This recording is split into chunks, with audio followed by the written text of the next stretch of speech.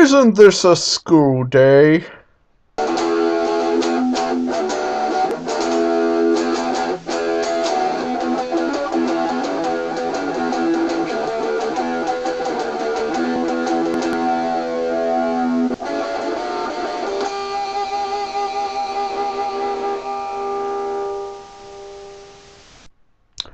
RoboCop 2, directed by Irving Kershner, who of course directed the best Star Wars film in the franchise, Empire Strikes Back, featured here his last ever film that he directed, RoboCop 2.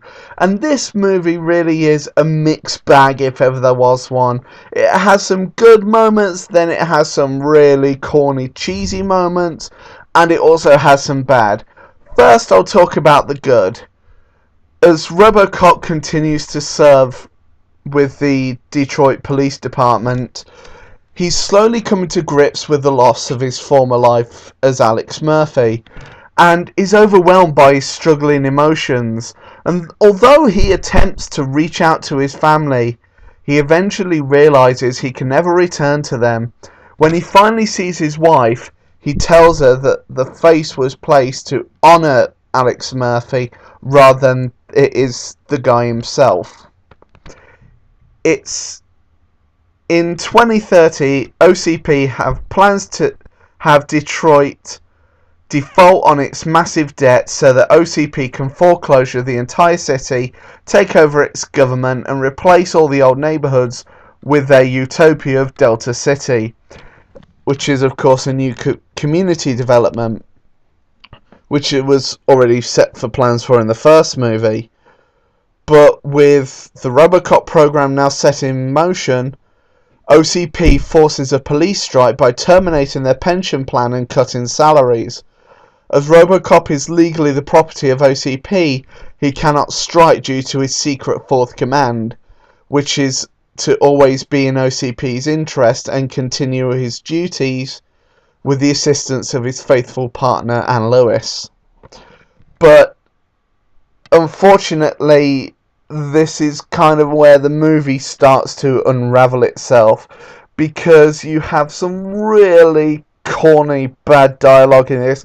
I know it's all to do with the fact that RoboCop is programmed halfway through the movie. I'm not going to give away how that happens, just in case there's anyone out there that hasn't seen it yet. And I mean, there's a line in it which is, "Doesn't the moon look lovely this evening?" And Anne Lewis just turns around and says, "It's daylight, Murphy." And RoboCop just says, "It's the thought that counts." And you're just thinking to yourself, why put this in a movie? But then you see who the screenplay's by, and it's Frank Miller after his Dark Knight Returns days. So, as you can imagine, it's sadly a bit... Now, some more good points.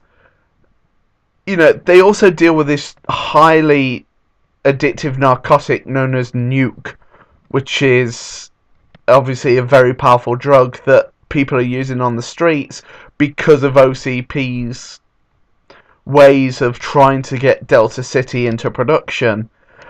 And, you know, you could have easily had a great movie set from that. But no, they had to set up this guy Kane, who, spoiler alert, later in the movie becomes RoboCop 2, to try and retire the original RoboCop model. But sadly, this is where the movie just unravels itself compared to the first one, which is of course a very good masterpiece of a movie.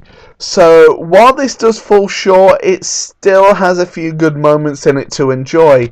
So as a final verdict on RoboCop 2, I'm going to give it a 6 out of 10.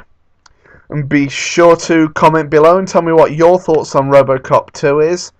And I shall see you guys on the next one, and take care.